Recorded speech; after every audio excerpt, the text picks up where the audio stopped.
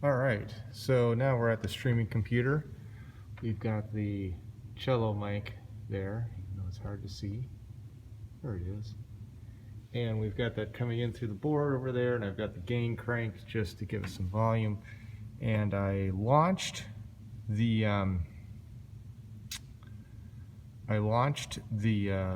computer, and Logic comes up and it loads the worship service template.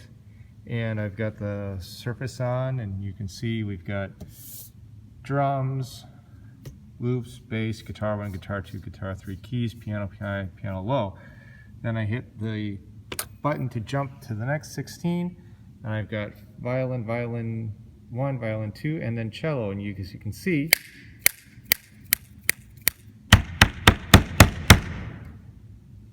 see, that gain is cranked, and that's what this is right here. So there's a violin submix. If we go over another 16, it's called string submix there, and you can see that is coming there. And then on top of that, there is a string verb here as well. It's not really, it's kind of hard to see.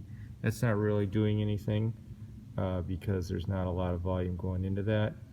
If I crank it, hey, there you go. You can see that it's going. So one thing I would say is the reverb is really nice on there to kind of help distance it and make it feel like you're not listening to it from 2 feet away. But at the same time, because it's a condenser microphone, once Nick gets up there or whoever's preaching, that microphone will do a great job of picking up the stage noise of the preaching, and then it'll come through in here, and the reverb will come through. So make sure, I mean, you would do this for all the other instruments as well, but make sure you mute or bring all your faders down for your effects, and then mute your submix as well.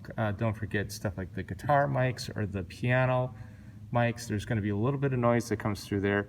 And you might never notice that coming through the PA, but on the stream, you definitely notice it. So make sure that you bring everything down, including the string mix, because yeah, that'll definitely come through otherwise.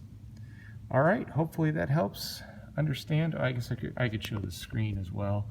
Here, let me see. Yeah, right there. So there's the cello input, even has a little nice icon. These are mapped to inputs 23 and 24 on the board.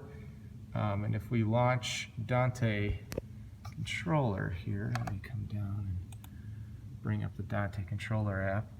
You can see that we've got Vox 1 through 5, and then violin 1, 2, and cello. And if you go down, those come in to the Digiface, which is this guy here. Those come in, the Digiface Dante, those come in as 22, 23, and 24. So that's how you set that. But it's already there for you. You shouldn't need to muck around with it. It should just work. So hopefully that explains everything and helps you feel comfortable for when you look on Planning Center and see that there are violins and cellos on the agenda for the band.